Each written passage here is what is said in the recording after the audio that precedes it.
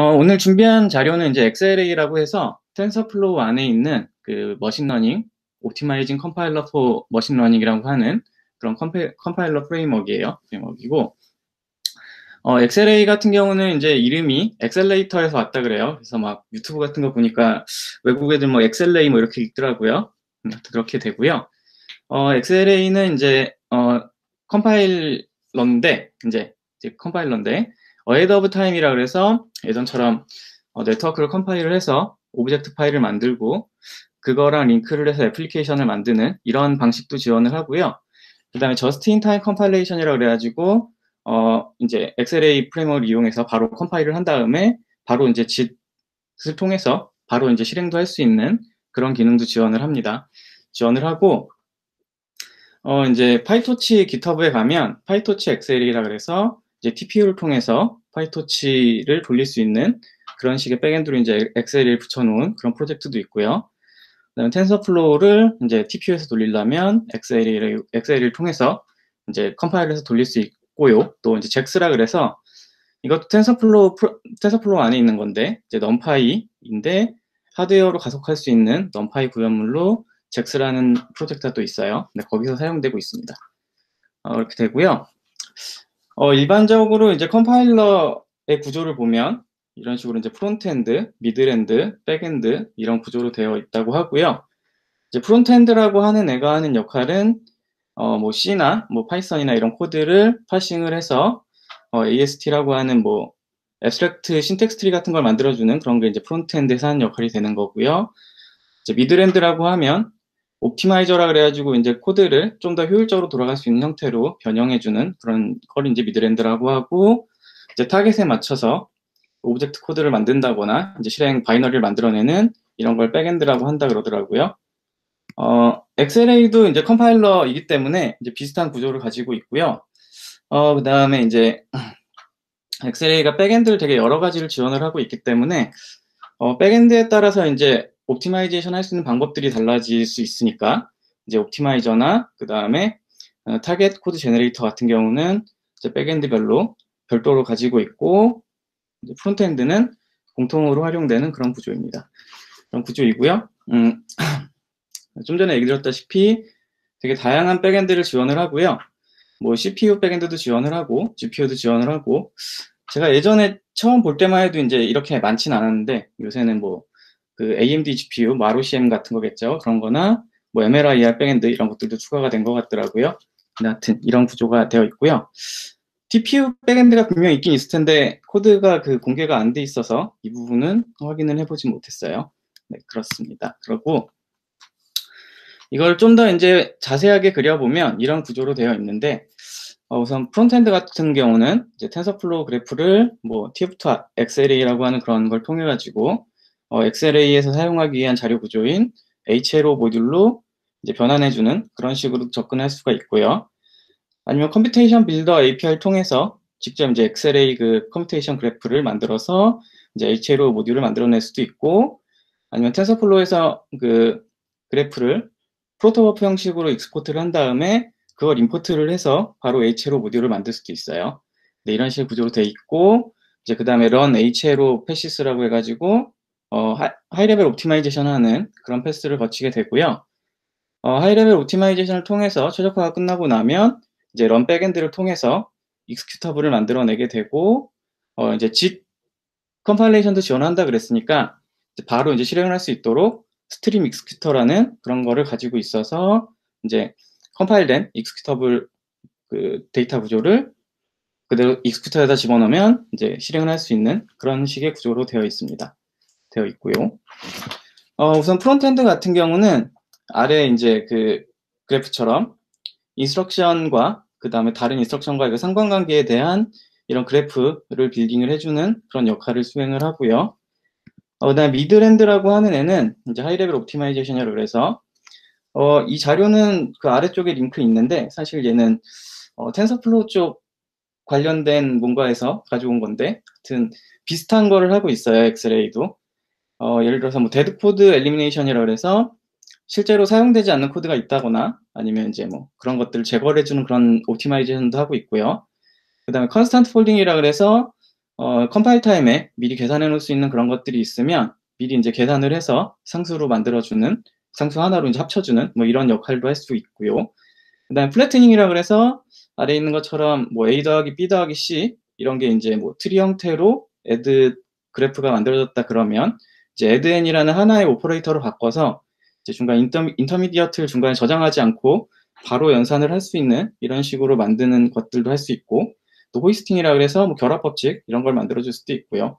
뭐 이런 것들을 하는 게 이제 미드랜드, 그러니까 HLO 과정에서 진행이 되는 것들이고, 실제 코드를 보면 이런 식으로 뭐 그 HLO 패스 파이프라인이라 그래서 여기다 파이프라인을 정의를 하고 거기에 이제 백엔드마다 자기가 쓸 옵티마이제이션 알고리즘들을 애드 패스를 통해서 지정을 해주고, 마지막에 이제 파이프라인 런을 하면 모듈을 그 지정된 패스 하나하나를 거치면서 옵티마이제이션을 하는 그런 구조로 되어 있어요. 그런 구조로 되어 있고요. 그 다음에 이제 백엔드 같은 경우는 코드 제너레이션을 담당을 하는 부분이고, 각 컴파일러마다 이제 그 제너레이션 돼서 나오는 결과물들이 이제 다르게 생겼어요. 그래서 뭐 인터프리터 컴파일러 같은 경우는 사실 좀 예제 코드 같은 그런 느낌이었고요. 그다음 CPU 컴파일러를 통해서 컴파일을 하면 나오게 되는 게 이제 LLVM 모듈, 이 안에 이제 실제 오브젝트 코드가 들어가게 되는 거고요. 그 다음에 얘를 같이 실행시키기 위한 ORCG 그 오브젝트가 같이 포함돼서 CPU executabl이라는 형태로 출력이 되게 되고요. 그리고 GPU 같은 경우는 이제 그 백엔드에서 LLVM을 이용해서 쿠다 커널을 컴파일을 해서 PTX 바이너리를 만들고 이제 그걸 이용해서 레이어들을 처리하기 위한 뭐 썬크라는 그런 자료 구조를 같이 이제 리턴을 해주더라고요. 뭐 이런 식으로 리턴이 되고 이제 각기 그에 대한 이제 익스큐터에 대해서 익스큐터 준비가 되어 있어서 익스큐터에다가 이제 익스큐터블을 집어넣으면 이제 실행을 할 수 있는 이런 식의 구조로 되어 있습니다. 이런 식으로 되어 있고요. 그 다음에 좀 더 이제 자세하게 보면 엑셀레이도 이제 저번에 발표해 주신 그 TVN 같은 경우도 그렇다 그랬는데, 엑셀레이도 클라이언트랑 서버가 분리되어 있는 그런 서비스가 분리되어 있는 그런 구조로 되어 있고, 원한다면 서비스를 딴 데 띄워놓고 이제 RPC 같은 걸 통해서 접근할 수 있는 그런 형태로 되어 있고요. 그래서 이제 우선 뭐 프론트엔드를 통해서 HLO 모듈을 만들게 되면 걔를 이제 프로토코프 메시지로 바꿔서 RPC로 서버로 이제 쏴주게 되면 그 다음에 이제 컴파일러에 HLO를 돌리고 뭐 백엔드를 돌리고 그래서 익스큐터를 만들어 놓고 이제 서비스단에서 익스큐팅을 한 다음에 거기다 이제 데이터를 피딩을 해주고 그 다음에 그걸 받아오고 뭐 이런 식으로 돌아갈 수 있는 구조로 되어 있고요. 이거 이제 뭐 스트림 익스큐터 부분들부터는 사실 그 JIT을 사용할 때만 필요한 거고, AOT 패스를 사용하게 되면 이런 건 필요 없고, 이제 런 백엔드를 돌리게 되면 바로 오브젝트 코드 같은 것들을 얻을 수 있고요. 그 다음에 이제 자료 구조 같은 걸 보면, 이제 처음에 엑스레이 빌더를 통해서 만들어내는 게, 이제 엑스레이 컴퓨테이션이라고 하는 애는 그냥 HLO 모듈이라는 걸 감싸고 있는 그냥 멤버로 가지고 있는 그냥 자료 구조고, HLO 모듈이라고 하는 애가 전체 그래프, 그냥 애플리케이션 하나를 의미를 하고요. 그 다음에 HLO 컴퓨테이션이라고 하는 애가 이제 서브 그래프 하나하나를 의미를 하고, 그 밑에 이제 HLO 인스트럭션이라고 하는 애가 뭐 애드라거나 뭐 컨볼루션이라거나 이런 각각의 인스트럭션을 나타내는 그런 구조예요. 이런 구조고, 클라이언트에서는 이제 서버로 프로토콜 메시지로 변환을 해서 서버로 쉽게 보내줄 수 있도록 이제 뭐 프로토라는 포스트픽스를 가지고 있는 그런 자료 구조를 사용하고 있고, 서버에서는 그 프로토프 메시지를 받아서 이제 그 프로토라는 이름이 안 붙어 있는 모듈로 만든 다음에 이걸 가지고 실제 각각 백엔드들을 돌릴 수 있는 그런 구조로 되어 있어요. 그래서 이렇게 전달된 HLO 모듈, 그러니까 네트워크죠. 뉴럴 네트워크 그래프를 서버 단으로 보내서 HLO를 돌려서 해당 백엔드에 맞는 옵티마이제이션을 적용을 하고 그 다음에 백엔드를 돌려서 익스큐터를 만들고 이런 식의 구조로 되어 있습니다. 구조로 되어 있고요. 실제로 AOT 컴파일레이션을 사용을 하게 되면 어떻게 사용이 되냐면, 우선 이제 가운데에 있는 네트워크가 XLA의 컴파일러를 통해서 컴파일이 진행이 되게 되고요. 컴파일을 하게 되면 그 결과물로 이제 제너레이티드 헤더와 그 다음에 컴파일된 코드 바이너리 모델.5라고 하는 컴파일된 그 펑션에 대한 오브젝트 파일이 나오게 되고, 헬퍼라 그래가지고 실제 네트워크를 돌리려고 하면 이제 버퍼 어사인먼트도 해야 되고, 그러니까 말로 같은 것들도 해야 되고, 이제 뭐 실행을 해주는 그런 준비 과정 같은 게 필요하잖아요. 이제 그런 거를 쉽게 할 수 있도록 헬퍼 클래스가 같이 이제 생성이 되도록 되어 있어요. 그래서 이 세 개의 파일이 나오면 이제 이걸 이용하는 애플리케이션 소스 코드를 작성을 하고, 이제 뭐 그냥 뭐 기존에 많이 쓰던 뭐 LLVM 같은 걸로 컴파일을 해서 링크를 해서 익스큐터블을 만든 다음에 실행할 수 있는 그런 형태로 사용되는 게 이제 AOT 컴파일레이션 패스예요. 컴파일레이션 패스고요. 그 다음에 아래쪽에 보면 XA 런타임이 이제 옵셔널하게 링크가 돼야 되는데, 이게 어떤 경우냐면, 예를 들어서 뭐, CPU 컴파일러 같은 경우는 저 컨볼루션이나 뭐 이런 것들을, 코드를 이제 그 레이어가 추가가 돼 있다고 하면, 이제 컨볼루션에 대한 코드를 처음부터 다 이제 제너레이션을 하는 게 아니라, 런타임에 있는 그 컨볼루션 코드를 호출을 하도록 이제 그 코드가 이렇게 만들어지거든요. 만들어지기 때문에, 이제 실제 실행을 할 때는 그 XLA 런타임이 일부가 이제 그 컨볼루션에 해당하는 그런 코드겠죠. 그런 코드들이 링크돼서 돌아가야 될 수도 있어요. 근데 이게 이제 XLA의 그 AOT 컴파일레이션을 사용하는 방식이 되는 거고요. 그 다음에 이제 집 컴파일레이션을 하게 되면 이제 네트워크를 이제 XLA 컴파일러에다가 이제 컴파일하고 딱 호출을 하게 되면 익스큐터블 오브젝트가 나오게 되고, 이걸 익스큐터의 런에다가 이제 입력을 넣어주게 되면 거기다 추가로 이제 뭐 아규먼트로 인풋 데이터 같은 거를 같이 넣어줘야겠죠. 이렇게 해서 집어넣으면 결과가 뿅 하고 출력이 되는 그런 구조로 되어 있어요. 이 오른쪽의 그림은 아까 앞에서 봤던 그림 그대로 다시 한번 붙여놓은 거고요. 네, 하여튼 사용하는 방법은 이렇게 되어 있고요.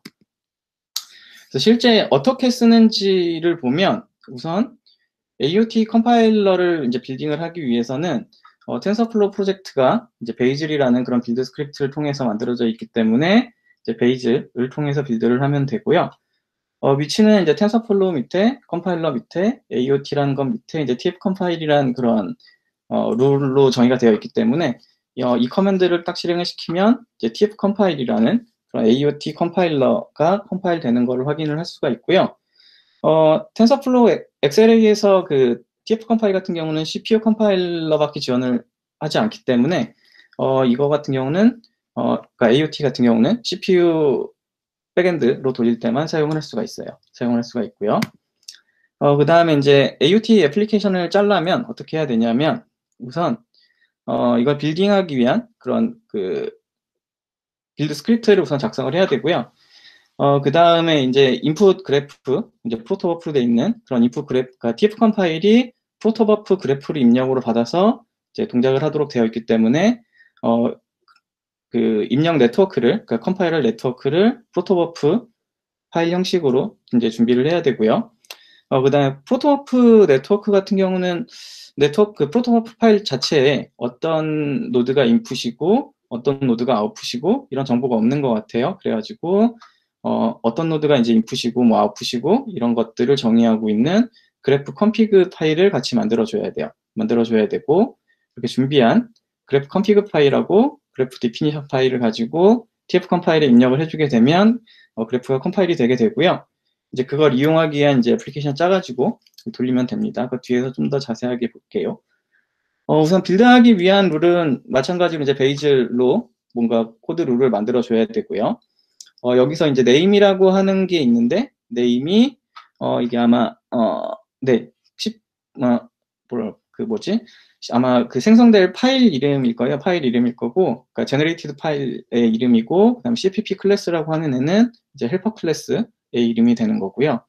그 다음에 그래프라고 하는 애는 컴파일할 입력 네트워크가 이제 그래프로 입력이 되는 거고, 컴피그가 거기서 이제 인풋 아웃풋 같은 것들, 그런 정보들을 넣어주는 게 이제 컴피그를 통해서 지정을 할 수가 있습니다. 지정을 할 수가 있고요. 이제 이거 같은 경우는 되게 간단한 예제를 만들기 위해서 이제 손으로 뭔가 만들었던 건데, 그러니까 컴피그 같은 경우 좀 전에 얘기 드렸다시피 이제 입력, 출력에 대해서 정의를 해야 된다 그랬는데, 그래서 이제 피드라고 하는 애들이 이제 입력 노드에 대한 정보가 되는 거고요. 거기서 이제 뭐 입력 그 노드의 뭐 그 디멘션이라거나 뭐 이런 것들을 정의를 하게 되는 거고, 패치라고 돼 있는 게 이제 결과, 출력이 되는 아웃풋 노드에 대한 정보가 되는 거예요. 정보가 되는 거고요. 뭐 이거 포토버프 같은 경우는 사실 손으로 이렇게 만들 게 아니라 다른 뭐 텐서플로우나 이런 데서 정의를 하고 익스포트를 하는 게 맞을 텐데, 그때 뭐 테스트를 위해 간단하게 뭔가 뭐 손으로 정의를 했던 건데, 여기 칸이 없어가지고 사실 코드가 다 있는 건 아니고요. 뭐 이런 식으로 정의를 한다 그냥 정도로 그냥 아시면 될 것 같아요. 하여튼 이렇게 정의를, 그래프 디피니션을 정의를 할 수가 있고요.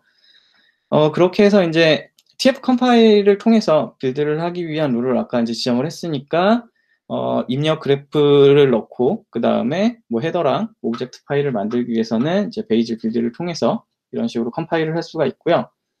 만약 이제 베이즐을 통하지 않고 손으로 컴파일을 하겠다, 그러면 이런 식으로 TF 컴파일 커맨드를 이용해서 직접 컴파일을 할 수도 있어요. 직접 컴파일을 할 수 있고, 아까 그 베이즐 옵션에 썼던 것들을 그대로 손으로 써주면 돼요. 뭐 컴피그는 뭐 그래프는 뭐 해가지고 지정을 해주면 되고요. 여기 사용할 수 있는 그 옵션 같은 것들을 보면 이런 것들이 있는데, 뭐 그래프, 컴피그 이런 것들은 좀 전에 얘기 드렸고, 이제 타겟 트리플이나 뭐 타겟 CPU나 이런 것들이 CPU 백엔드 중에서도 뭐 이렇게 뭐 리스크를 쓸지 아니면 리스크 64를 쓸지 뭐 이런 것들을 지정을 하는 게 타겟을 통해서 지정이 되는 거고요. 이제 타겟 피처 같은 경우는 그 타겟에 뭐 다른 피처들, 그러니까 뭐 ABX 같은 걸 쓸지 말지 뭐 이런 것들을 지정할 때 이제 타겟 피처스 같은 옵션을 통해서 지정을 할 수가 있는 거고요. 그리고 엔트리 포인트라고 하는 애는 이제 제너레이티드 펑션, 그러니까 네트워크를 컴파일해서 그 컴파일된 코드의 펑션 이름이 되는 거죠. 어떤 펑션을 딱 실행하면 그 네트워크가 실행이 되는 건데, 그 펑션 네임을 지정을 해주는 거예요. 이런 게 왜 필요하냐면, 뭐 예를 들어서 이제 내가 네트워크 어떤 애플리케이션에서 뭐 여러 가지 네트워크를 지원하는 그런 애플리케이션을 짜고 싶다.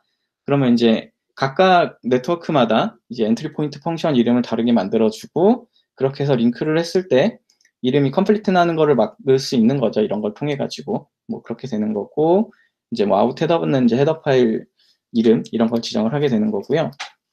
네, 이런 걸 통해서 이제 뭐 간단하게 뭐 원하는 것들 조정을 해가면서 사용을 할 수가 있어요. 사용을 할 수가 있고, 애플리케이션 같은 경우는 되게 간단하게 사용을 할 수 있는 게, 좀 전에 이제 그 TF 컴파일을 통해서, 그러니까 제너레이티드 뭐 헬퍼 클래스가 생긴다 그랬잖아요. 이제 그 헬퍼 클래스를 이용하면 굉장히 쉽게 사용을 할 수가 있고요. 아까 컴피그, 그래프 컴피그에서 피드라고 해놓은 거 개수만큼 뭐 ARG 숫자 언더바 데이터 뭐 이런 메소드들이 생기기 때문에, 그걸 통해서 이제 어디다가 데이터를 카피해야 될지, 그러니까 그 입력 데이터들을 카피해야 될 곳들이 저런 식으로 지정이 되고, std 카피를 통해서 입력 데이터를 아규멘트에다 카피를 하고, 그 다음에 런 메소드를 통해 가지고 네트워크를 실행을 시키면 되고요. 그 결과물은 이제 리절트, 뭐 아웃풋이 몇 개가 나오는지에 따라 다르겠지만, 아웃풋이 하나밖에 안 나온다, 그럼 뭐 리절트 제로를 이렇게 읽어보면 그 출력 데이터를 읽을 수 있어요. 뭐 이런 식의 구조로 되어 있습니다. 뭐 하여튼 쓰는 거는 이런 식으로 쓰면 되고요. 사실 헬퍼 클래스가 해주는 게 이제 그 메모리를 할당한다거나, 그 다음에 그걸 이제 연결해 주는 거기 때문에 이 구조를 알고 있으면 사실 헬퍼 클래스가 없이도 사용을 할 수가 있고요. 실제로 OS가 없어서 이런 뭐 C++, 뭐 말록 이런 것들을 사용할 수 없는 상황이라고 하면 그 헬퍼 클래스에 해당하는 코드를 직접 작성을 하는 게 맞을 것 같아요. 하여튼 이런 구조로 되어 있습니다.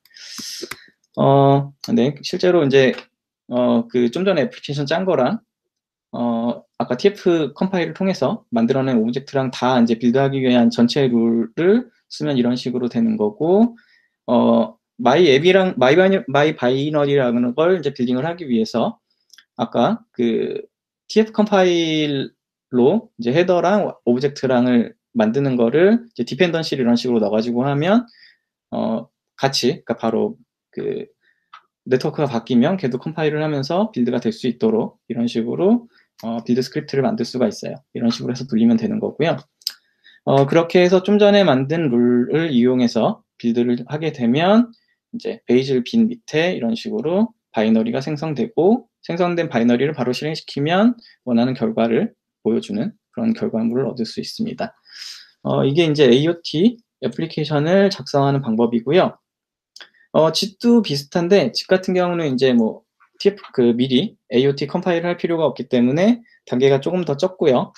그래서 그냥 처음부터 빌드 스크립트 만들고 커스텀 애플리케이션 안에 엑스레이 이제 코드들을 넣어서 만들고 컴파일해서 실행시키면 그럼 되는 구조예요. 구조고. 그래서 빌드 스크립트를 만드는데 이게 그 엑스레이 같은 경우는 빌드 룰들이 보면 뭐 lib 엑스레이 뭐 이런 식으로 외부에서 링크해서 쓸 수 있도록 그런 식으로 빌드가 되는 게 아니라 이 프로젝트 내부에서만 사용할 수 있도록 약간 룰들이 그렇게 되어 있어서 뭔가 코드를 만들려면 그 텐서플로우 코드 밑에다가 뭔가 만들어 놓고 그 다음에 빌드를 해야 되는 상황이고요. 그래서 이런 식으로 뭐 필요한 뭐 코어 텐서플로우 코어 립이나 뭐 이런 것들을 이제 XLA 관련된 코드들을 디펜던시를 넣고 코드를 빌드하도록 룰을 만들면 되는 거고요. 그리고 실제 코드 같은 경우는 여기는 이제 그래프 로딩하는 쪽은 이제 프로토프가 아니라 그냥 XLA 컴퓨테이션 빌더를 통해서 직접 그 만들도록 해놓은 코드를 그냥 간단하게 짰는데 위에 이제 뭐 XLA 컴퓨테이션 어쩌고 저쩌고 해가지고 그래프를 이제 정의하는 부분이 있고 그렇게 정의된 컴퓨테이션을 뭐 XLA 클라이언트리 뭐 get all create 로컬 클라이언트를 통해서 클라이언트를 만들고 클라이언트에다가 이제 컴퓨테이션을 execute를 통해서 실행을 시키면 이제 컴파일하고 실행도 같이 하는 이런 식으로 사용을 할 수가 있어요. 사용을 할 수가 있고요. 그다음에 로컬 클라이언트에서 execute가 아니라 그냥 컴파일을 그냥 호출해주게 되면 이제 로컬 익스큐터블이라고 하는 익스큐터블을 얻을 수 있고 그걸 통해서 뭐 여러 번 반복을 해서 실행한다거나 뭐 이런 식으로도 사용을 할 수가 있는 것 같아요. 뭐 이런 식으로 사용할 수가 있는 거고요. 하여튼 AOT를 사용할 때랑 다르게 이제 짓으로 사용하게 되면 그러니까 순수하게 그 실행 파일 내에서 뭐 컴퓨테이션 빌더로 만들어도 되고 아니면 프로토버프 파일을 읽어서 로딩을 해가지고 그래프를 로딩을 한 다음에 이제 실행을 해도 되고 어쨌건 아직 컴파일 되지 않은 날것의 그냥 네트워크를 받은 다음에 실행하는 런타임에 바로 컴파일을 해서 거기서 바로 실행을 해볼 수 있는 게 그런 게 특징이에요.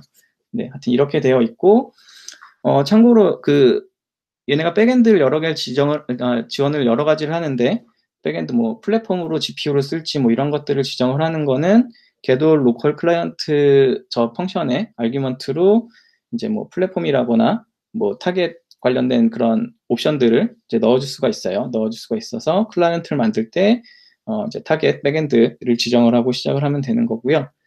관련해서는 아래쪽에 그 링크 걸어놓은 코드 쪽에 보면 좀 더 자세하게 나와 있습니다. 네, 그러고 빌드는 아까 만든 스크립트 이제 베이즐로 해서 실행을 시키면 빌드를 할 수가 있고요. 그래서 실행을 시키게 되면 이제 XLA 관련된 뭔가 초기화되는 코드 같은 것들이 쪼르륵 올라오고 아까 코드를 보면 3 더하기 2로 짜놨는데 그래서 실행되고 5가 나온 거를 이렇게 출력해주는 이런 모습을 확인할 수가 있습니다. 우선 여기까지가 제가 준비한 내용이고요. 사실 좀 빨라가지고 이해가 제대로 됐는지 모르겠는데 이해가 잘 안 된 부분은 지금 질문을 해주시거나 하면 감사하겠습니다.